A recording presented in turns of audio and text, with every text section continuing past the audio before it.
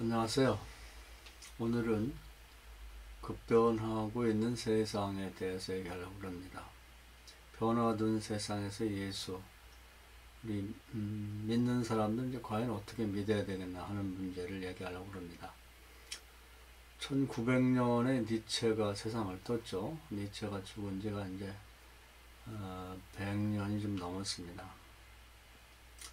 올해가 2021년이니까 121년쯤 됐는데, 니체 이후에 사람들이 세상은 니체 시대가 됐다 이렇게 말을 하고 있습니다. 그 뜻이 무엇인가를 생각해 보면 니체 이전의 세상과 이제 많이 달라졌다는 뜻이죠. 니체가 문제 삼은 것은 중세 400년을 기독교가 국가 권력과 결탁해서 세상을 철저하게 다스렸던 그런 때이죠. 천주교는 법과 그리고 계약과 제도라고 하는 그런 수단을 통해서 사람이 태어나면서 죽을 때까지 또 죽은 다음에까지도 철저한 어떤 체계와 구조를 만들어서 거기에 가두어서 살게 했습니다. 숨도 쉬지 못하도록 만들었죠. 그래서 사람이 태어나자마자 천주교에 가서 신고를 하고 죽을 때도 신고를 해야 되고 요람에서부터 무덤까지 모든 과정을 체계화시켜서 그 정해진 루트에 따라 살도록 그렇게 했습니다. 거기서 벗어나면 이제 이단이라고 그러고, 그리고 반역자가 돼서 화형에 처하거나 단두대에 죽거나 아니면 집단적인 그 마녀 사냥을 통해 사람을 죽였죠. 그렇기 때문에 이제 뭐 숨도 제대로 쉴 수 없는 그러한 철저한 계획적인 천주가 계획한 삶을 쫓아 살아야 됐습니다. 근데 이제 지나고 보니까 그건 하나님하고 별 관계가 없는 거죠. 단지 천주 교단이라는 것과 또 국가 권력이 하나가 돼서 백성들을 철저히 관리 감독하고 이제 소수의 사람들만이 특권을 누리는 그런 잘못된 구조였습니다.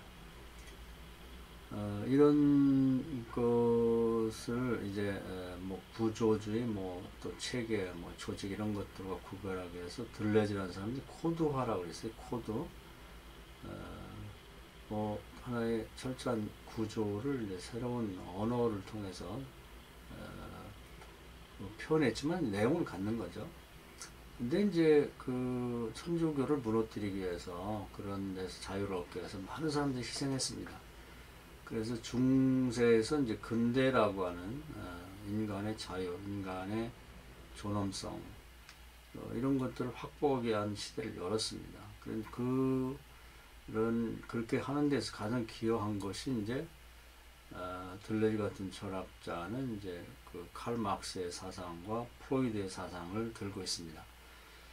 칼 막스는 이제 종교는 아편이다 이렇게 해서 이제 중세 천주교를 비판하면서 새로운 사회를 열어야 된다.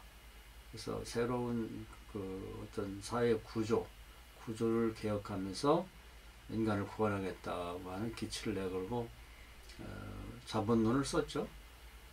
그래서 모두가 같이 일하고 같이 분배받고 같이 잘 사는 세상을 만들어보자. 이론은 그럴듯했습니다. 그러한 사상이 이제 무너뜨리는데 크게 기여를 했죠.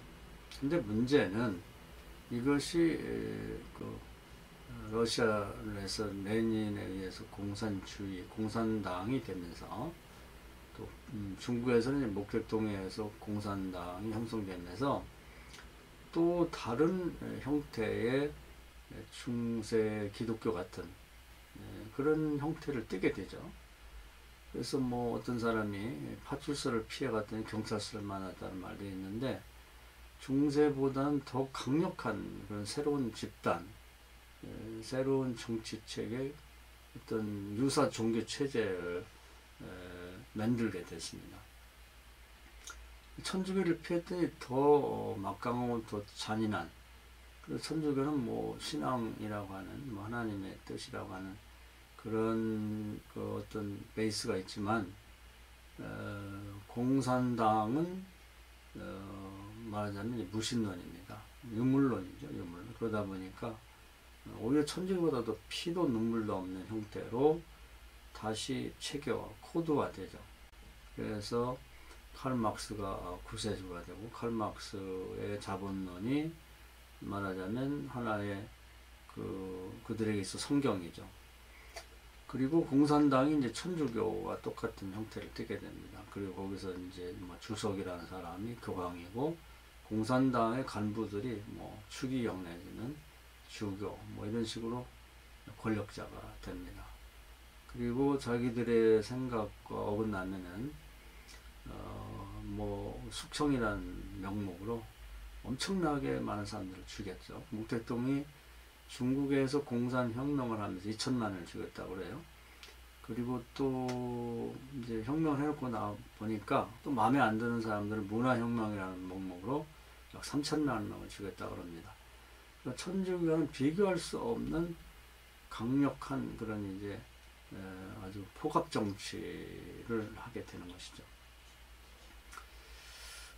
그런가 하면 이제 다른 영역에서 보면 이제 프로이드 역시 중세 천주교를 무너뜨리는 데 크게 기여를 했죠. 그래서 천주교라고 하는 건 종교라는 건 일종의 신경증, 정신병의 일환이다. 이렇게 몰아붙이면서 인간을 역시 구원하겠다고 하는 기치를 내걸고 이제 그 정신 또 인간의 어떤 심리 문제를 다루기 시작합니다.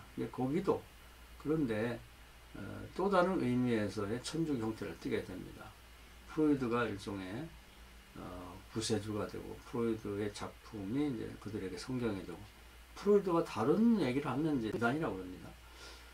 그리고 이제 국가 권력이나 공권력과 결탁을 하면서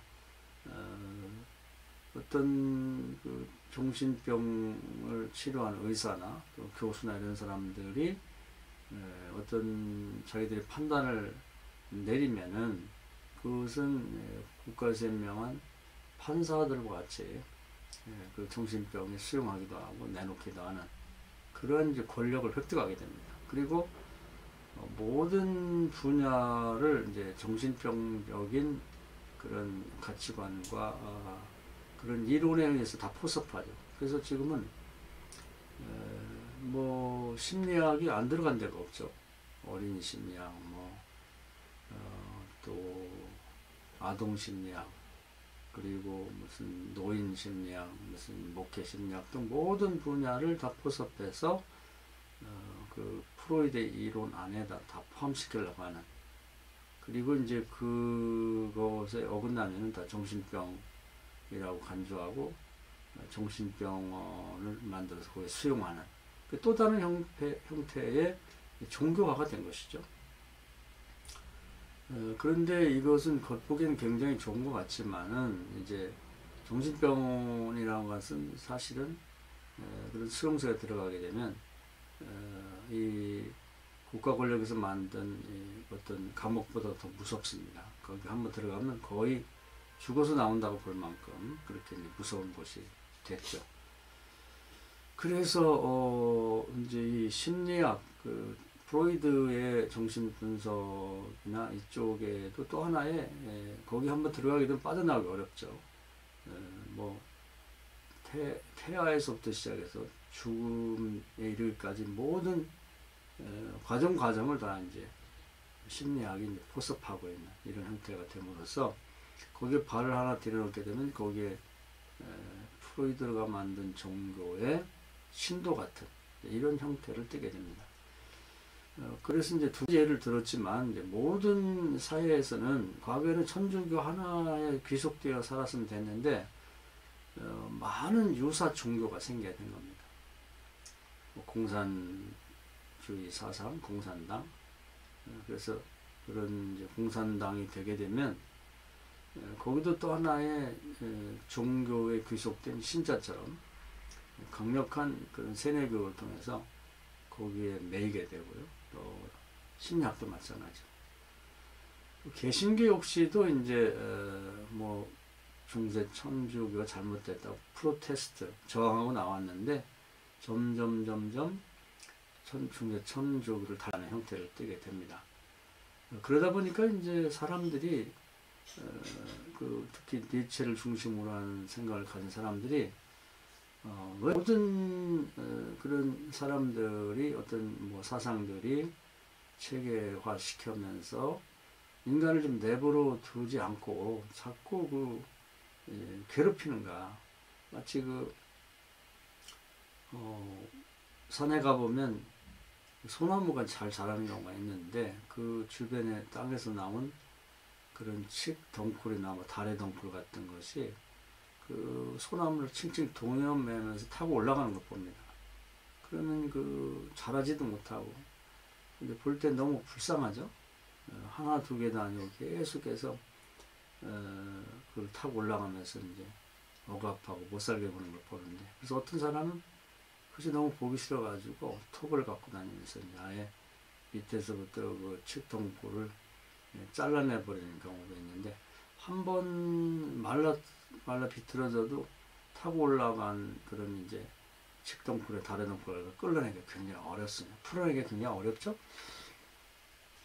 그런 식으로 인간 하나가 태어나면 각종 종교나 유사 종교들이 그 인간을 계속 칭칭 도명하면은 그런 형태를 띠고 있다는 것입니다. 그걸 느끼는 사람은 견딜 수가 없는 것이죠.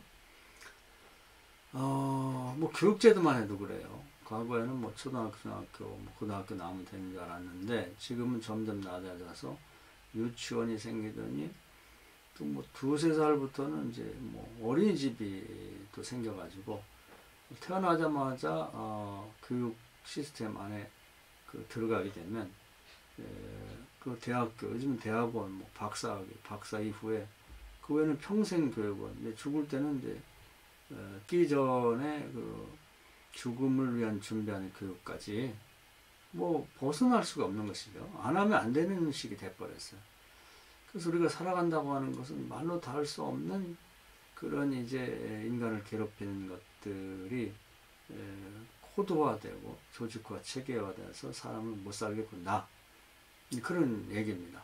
그런 시각으로 보면 좀 답답하죠. 뭐 우리나라도 보면 태어나자마자 뭐 불교, 유교, 천주교, 뭐 도교, 무속신앙, 심리학, 뭐 공산주의 사상, 말로 다 할 수 없는 것들이 사람을 유혹하고 거기에 귀속되게 만드는 이런 형태에 태어나 살게 되는 것이죠. 그래서 여러 가지가 하나 아무것도 없이 사는 사람도 있는가 하면 많은 것들에게 이렇게 칭칭 동연 맺어서 숨도 못 쉬고 제대로 살지 못하는 사람도 있다는 것입니다. 왜 이러냐는 거죠. 니체를 비롯한 그를 수종하는 사람들, 그리고 니체 이후의 사람들은 니체와 같은 생각과 주장에 이제 공감하면서 처음에는 니체 혼자 외치고 뭐 이런 신들은 죽었다 그랬을 때 뭐 그건 기독교에서 말한 이제 뭐 살아계신 하나님을 뜻한다기보다는 유사 종교 형태, 그러니까 중세 천주교 하나님과 별 관계가 없이 천주 교단의 기득권자들과 국가 공권력에서 기득권을 누린 자들이 자기들의 어떤 호의호식을 위해서 만들어진 가짜죠. 가짜 신들, 유사 종교들에서 주장한 신적인 것들, 뭐 신격화된 뭐 칼 막스라든지 아니면 프로이드라든지 기타의 모든 그런 종교를 창시한 사람들, 그들이 만든 이 체계, 이런 것들을 다 이제 신적인 것이라고 봤을 때, 그 다 죽여 없애자는 겁니다. 제발 좀 내버려 두라는 것이죠.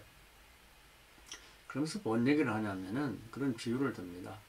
우리가 광야를 보면 물소들이 때를 지어 살고 있죠. 내버려 두면 뭐 자기들끼리 가기도 하고 멈추기도 하고 또 물을 먹기도 하고 뭐 짝짓기도 하고 그러면서 갈수록 적절하게 그 숫자를 유지하면서 잘 살아갑니다. 근데 이상하게 사람들은 그 물소떼에 대해서 그냥 내버려두면 안 된다고 생각하고 이제 울타리를 만들고 밤에는 그 울타리 안에 들여놓고 또 아침에는 내놓고 또 또 거기에는 뭐 목동개를 풀어놓고 또 말단 목동들을 채찍들고 감시하게 만들고 그래야 된다고 생각하는데 그렇게 하지 말라는 거죠. 내버려 두라는 거예요. 그래도 잘 자연스럽게 자유로운 이 광야에서 살아가는데 왜 그렇게 생각하냐는 거죠.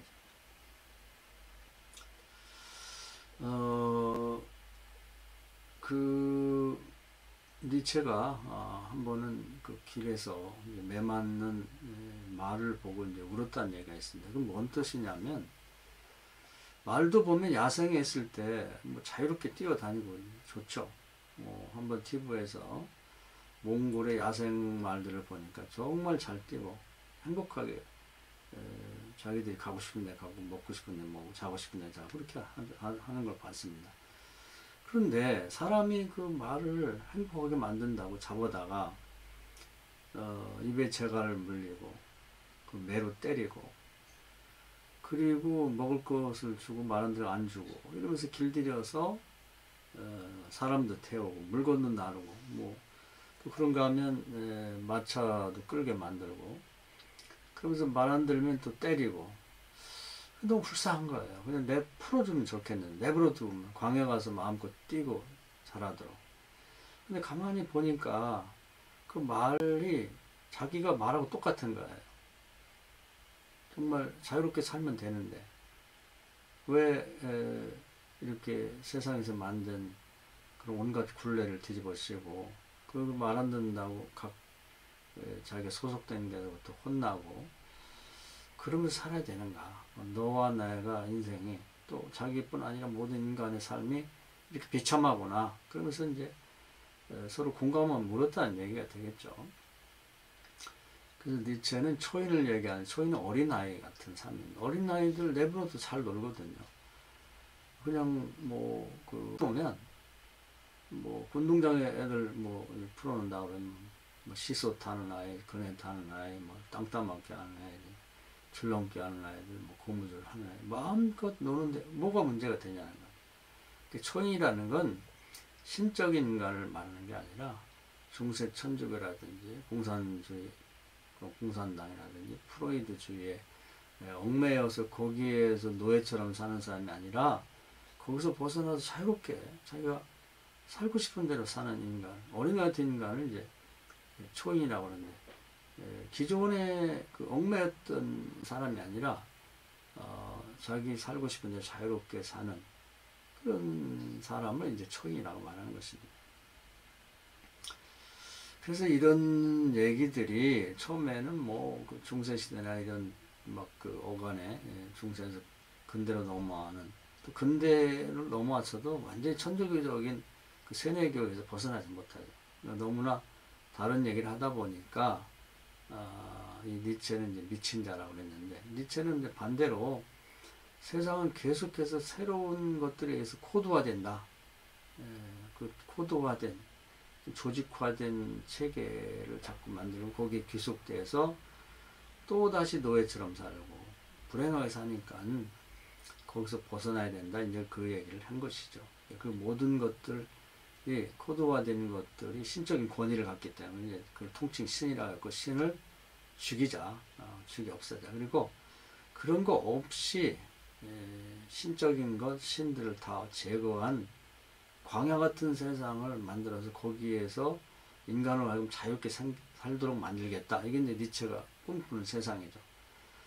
처음에 그 얘기를 했을 때는 마치 무슨 파도가 치면 보이고 파도가 치지 않으면 안 보이는 파도가 치면 그런 이제 이오드 같은 섬에서 외치는 것처럼 별거 아닌 걸로 보였죠. 그런데 이제 세월이 가면서 가만히 생각하면 니체의 말이 맞는 거예요. 사람들이 숨 쉴 틈이 없는 거죠. 그래서 이제 점점 세상은 니체의 사상에 이제 동조하게 되면서 니체가 주장하는 쪽으로 많이 이렇게 넘어가게 됩니다. 그래서 이제 지금은 오히려 이 니체와 같은 사상을 가진 사람들이 점점 더 많아진다. 사회학 책 중에 보면 지금은 이제 방황하는 개인들의 시대라고 하는 책이 있는데 거기 보면 사람들이 굉장히 그 미체적인 사고를 하게 되어 있습니다. 그런 쪽에 이제 공감을 많이 하게 되죠. 그런데 이제 그 신앙인들은 방황을 많이 하죠. 과연 어쩌고로 어떻게 해야 되겠는가 하면서 고민을 많이 하는데 이번에 그 무한 폐렴 때문에요. 교회에서 예배를 드리지 못하게 되고 뭐 집에서 예배를 드리고 주일 성소 이것이 이제 기독교의 가장 중요한 어떤 주춧돌 같은 역할인데 그걸 교회에서 교단에서 풀어버렸습니다.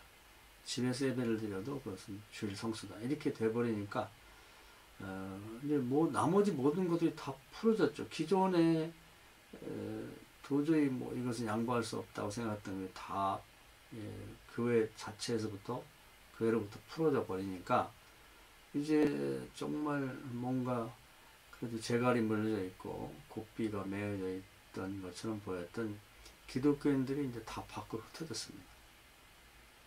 그것이 이제 몇 주나 몇 달이면 될 줄 알았는데 이제 작년에 이어서 올해까지 지속했고 이게 언제 끝날지 모르다 보니까 아, 이렇게 살아도 되는구나 그러면서 고삐가 그저 그 외양간에 매여져 있던 망아지가 광야로 뛰어나가 본 것이죠. 그래서 너무 좋은 거죠. 자유롭고 다시 돌아가겠는가 하는 게 문제입니다. 제가 몇 년 전에 유럽을 간 일이 있는데요.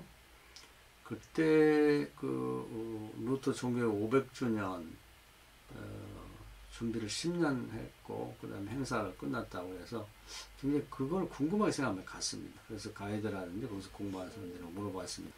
좀 급격하게 쇠퇴하고 있는데 무슨 대책이 많이도 없다는 거예요.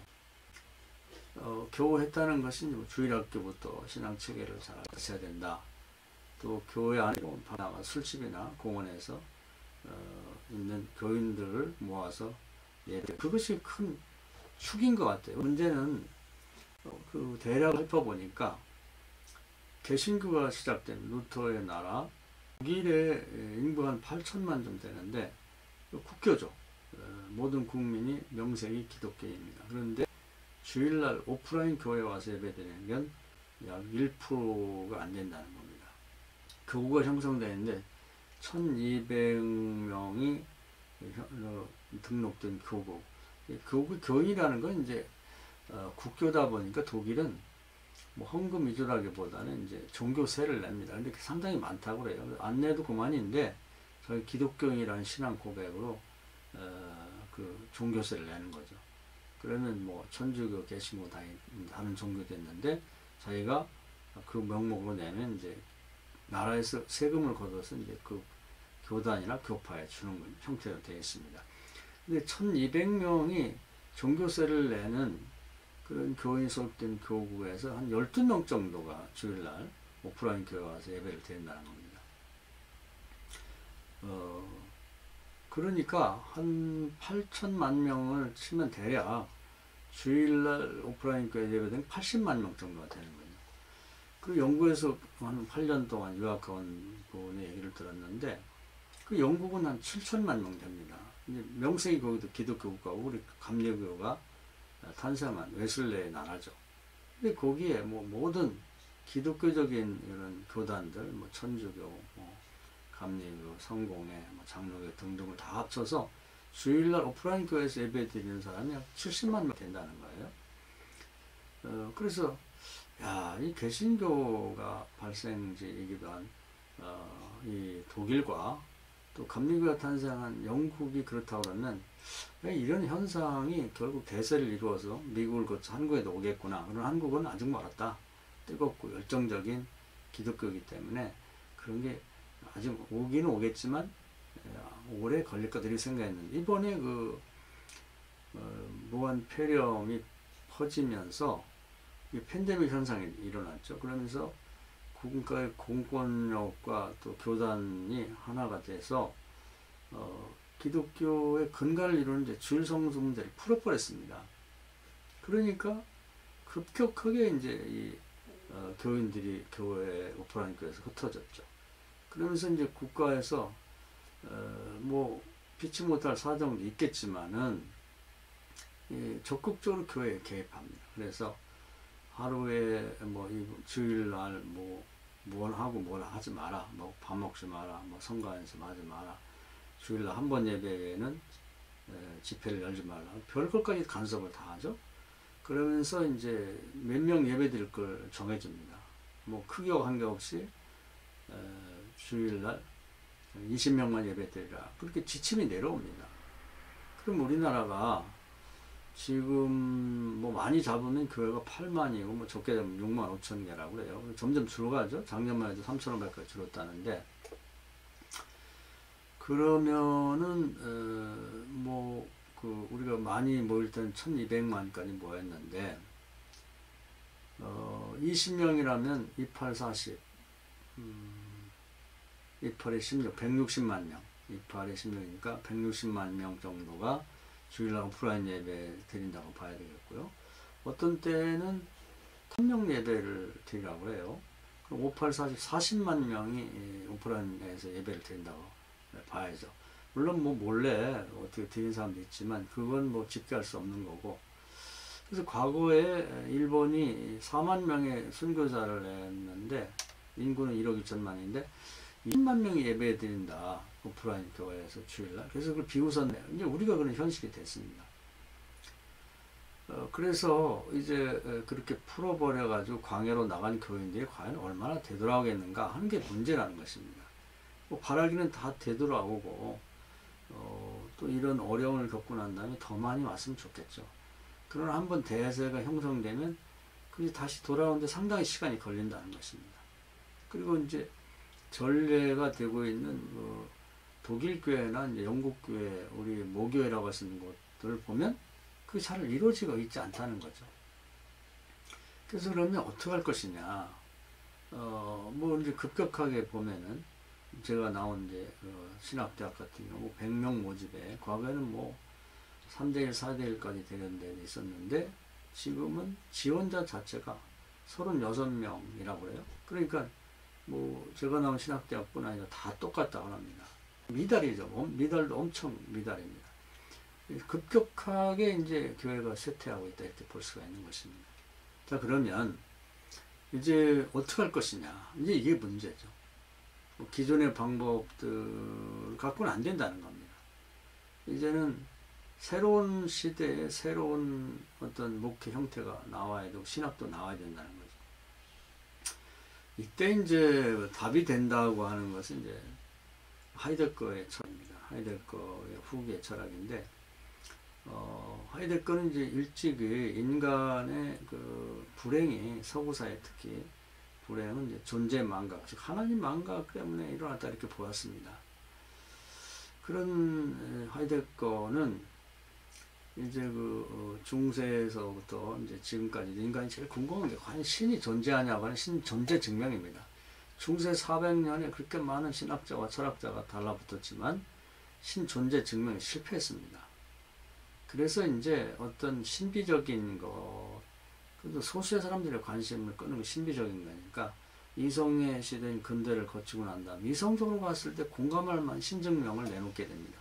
그건 뭐냐면 인간의 속성을 보면요, 이제 뭐 여러 가지 구성되어 있죠. 이성도 있고 뭐 육체도 있고 또 감성도 있고 뭐 심리도 있고 뭐 다양하게 있는데, 하이데거는 특이하게 기존의 사람들이 생각하지 못하는 걸 얘기합니다. 뭐냐면 시간성이죠. 인간은 태어나서 죽을 때까지 시간이 정해져 있고 그 시간적 존재라고 하는 것입니다. 그래서 신이 인간에 개입되어 있다고 그러면 그전에 막연했어요. 뭐 영혼 속에 신이 계신지, 뭐 우리가 하나님의 영이 거하는 성전이라는 바울의 표현이 있습니다만은 굉장히 신비적이죠. 신비적. 그 예수를 믿지 않는 사람들, 특히 이제 영혼의 문제에 관심 없는 사람들에게는 공감 얻기가 상당히 어렵죠. 그런데 하이데거는 그 인간이 가진 시간성 속에 무라고 하는 영원성이 개입되어 있다. 그건 겉보기에는 이제 우리가 심리적으로 느끼는 죽음이라고 하는 것, 그것이 그 가시처럼 찔려 있다. 고린도전서 12장의 문제, 바울이 가시 문제를 얘기하는데 그걸 근거 삼아 설명을 하게 됩니다. 그 대산의 구사에 보면 이제 인간의 종말이 이미 선언되어 있고 어느 날 갑자기 천사장의 나팔 소리와 함께 호령하며 종말이 올 거다. 그걸 다 얘기는 하고 있죠. 그래서 인간이 가진 태어나 죽을 때까지의 그 시간성 속에 그 신이 개입됐다 이렇게 보는 것이죠. 그것이 어떻게 심리적으로 우리가 이제 감각적으로 느끼냐면 대상이 있는 데서부터 오는 두려움, 그걸 공포라고 합니다. 예를 들면 방에 이제 집에 밤에 있는데 밖에서 누가 왔다 갔다 한다고 느끼는 거죠. 그럼 그 강도나 도둑이 우리 집을 배회하고 있다 주변을. 그럼 대상이 있기 때문에 그걸 공포라고 합니다. 그러나 그런 것이 없이 느끼는 두려움, 이건 불안이죠. 죽음에서부터 오는 불안.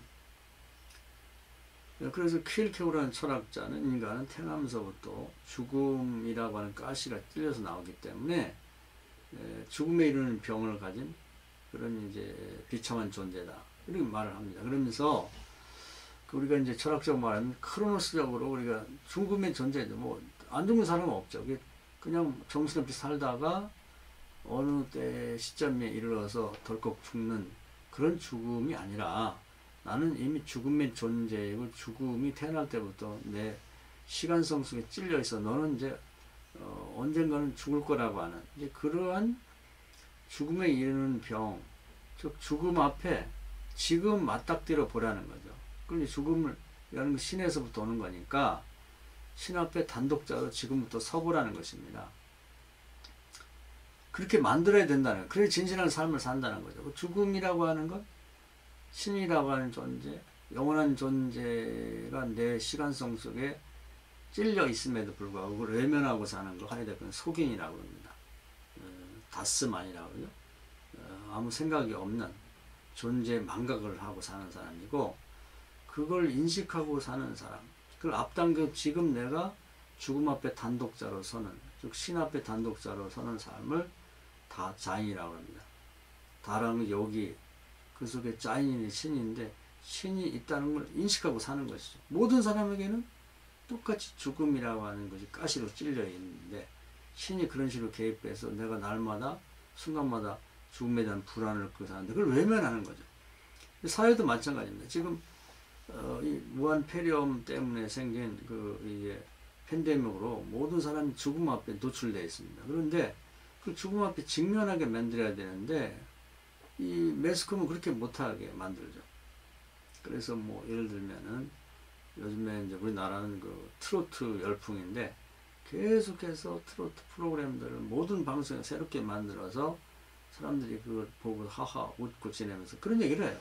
팬데믹 때문에 뭐 경기도 어렵고 죽음에 대한 불안을 느끼는데 트로트 때문에 트로트 부르는 사람들 때문에 우리가 위로받고 산다.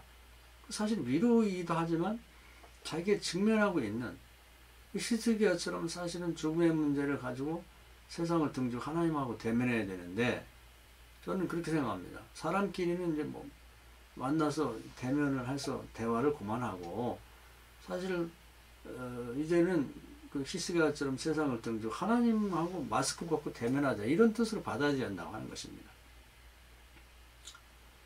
그런데 이제 그 세상은 그 죽음과 즉 신과 대면하지 못하게 만들고 또 교회에 와서 예배드리지 못하게 다 그런 쪽이죠. 그러니까 이것이 일종의 사단의 어떤 음모도 있다고 봐야 됩니다. 매스컴은 계속해서 또 뭐 좋은 일입니다만은 우리나라 내한 그 천재적인 축구스타 손흥민이 계속 골 넣는 거 보고서 그냥 그걸 보고 다시 보고 하면서 이걸 잊으려고 하는 거죠. 그 현실을 직시하지 못하고 다른 데로 이제 관심을 흩어져 놓고 다른 것을 보면서 외면하게 만드는 것이 문제라는 것입니다. 하나님의 뜻은 너희들은 죽음의 존재고 죽음의 도시에 있다. 그냥 크스적으로 살다가 어느 날 덜컥 죽는 그런 삶을 살지 말고 지금 그걸 앞당겨서 그걸 크스적이라고 하죠. 나는 죽음의 존재라고 하는 그 앞에 서보라는 것이죠. 히스기야처럼 하라는 것입니다. 자, 이제 그러면 이제 방법론을 얘기해 보도록 하겠습니다. 이 변화된 세상, 이미 교인들이 흩어진 상황, 뭐 5명 모이라고 말하는 주일에는 1200만 명까지 모였던 교회에서 전국을 통해서 약 40만 명이 모일 수밖에 없는 이 상황에 손 놓고 있어서는 안 된다는 거죠. 지금 다들 갑작스러운 상황에 손을 놓고 있고, 또 목회자는 교인 역시도 이 상황을 직면하지 않고 뭐 계속 트로트를 본다든지 손흥민을 보면서 이제 자꾸 이걸 잊으려고 그러고 이제 눈길을 회피하는 상황인데, 그렇게 하면 안 된다는 것이죠. 방법은 다시 예수님께 돌아가야죠. 예수님은 첫 번째 설교에서 이사야 61장의 말씀을 인용하죠. 내게 성령이 임하면 그 사람이 해결할 수 없는 이제 그 네 가지를 제시합니다. 그것은 뭐 고래로 저주받은 아담 이후의 사람들이 해결 못한 거예요. 가난의 문제, 또 질병의 문제, 억울하게 갇히는 문제, 귀신에게 눌리는 문제. 이게 이제 한계 상황이라고, 사람의 힘으로 도저히 할 수 없는, 사람의 힘과 능으로 할 수 없는 하나님의 신의 도움으로만 되는 문제를 거론하면서 뭐 이 땅에 사는 동안에 아무 걱정 없는 사람, 이 한계 상황이 없는 사람은 거의 없지만, 그 만약에 있다고 그러면 이런 사람은 그냥 부자라고 표현돼서 구원받기 어렵죠. 근데 이 문제들이 대부분은 좀 종류는 달라도 다 있습니다. 이런 사람들에게 너에게는 너를 죽도록 만드는 한계 상황이 있다. 그걸 직시해라. 이걸 뭐 마태복음 12장에서는 이제 강한 자로 표현됐는데, 이 문제를 통해서 이 문제를 해결하기 위해서 그 사람끼리 대면해서 잘 안 됩니다. 요즘에 무한표현 보면 아무것도 아니죠. 인간이 막 그 무슨 우주선을 타고 뭐 우주로 날아가고 지구에 달에도 가고 뭐 금성 화성도 막 우주선을 보내고 그러다 보니까 인간이 다 할 수 있는 걸 생각했는데, 이 보잘것없는 폐렴 그 균이 전 세계로 퍼지는데, 지금 전 세계에서 머리 좋은 사람들이 다 의학계에 달라붙어 있습니다. 한국에서도 뭐 서울대 의대 같은 데나 연대나 고대 의대 가려면 거의 수능 시험 만점에 가까이 맞아야 됩니다. 그런 천재들이 다 모였는데 이거 해결 못합니다. 우리나라뿐인가요? 뭐 미국을 비롯한 뭐 전 세계 머리 좋은 사람들 다 의학계에 종사하는데 이거 해결 못합니다. 그게 인간이 가진 능력의 한계라는 거죠. 그걸 직시하고 이 한계상 문제를 가지고 하나님께 나와. 너희들끼리 해서 이렇게 안 되니까 나하고 대면에 얘기하자는 뜻입니다. 그래서 결국은 우리 목사들이 어떻게 어디로 돌아가냐면 그 예수님 말씀으로 다시 돌아가야죠. 그러니까 모든 사람들로 하여금 집요하게 우리가 너는 죽음의 존재고 너에게서 한계 상황이 있지 않느냐, 그걸 자꾸 회피하고 예면하지 말고 그걸 직시하고 거기 앞에 직면해라. 하나님 앞에 정말 사람이 해결할 수 없는 그런 한계 상황의 문제를 가지고 히스기야처럼 하나님을 대면에 서라. 예수님이 그 말씀하는 거예요. 결국은 그렇게 할 수밖에 없는 거예요. 그것이 길이라는 것입니다. 그래서 크게 보면 이 무한 폐렴이라고 하는 이 한계 상황 앞에 직면해 서라는 것이죠. 그리고 인간의 그 유한성을 직시하면서 여기서 오는 불안, 죽음, 무에서부터는 그런 죽음을 앞당겨서 경험하게 만들면서 그걸 풀어내게 만들라는 거죠. 또 개인적으로도 보면 가정적으로 또 이런 한계 상황이 다 있거든요. 그래서 이제 이걸 회피하지 말고 다시 세상 등지고 사람들과는 비대면하고 하나님과 대면하게 만드는, 이것이 이제 우리가 나갈 바라고 볼 수가 있는 것입니다. 그래서 오늘은 앞으로의 교회가 나갈 바는 뭐 새로운 것이 있다는 게 아니라 바로 이 코드화된 이 교회를 거부하고 코드화된 세상에서 좀 다 모든 걸 걷어내고 자유를 획득하고 싶어서 세상으로 나가버린 사람들, 이미 떠나간 사람들은 그저 기존의 방법 갖고 돌아오라고 해서는 안 되는 것이죠.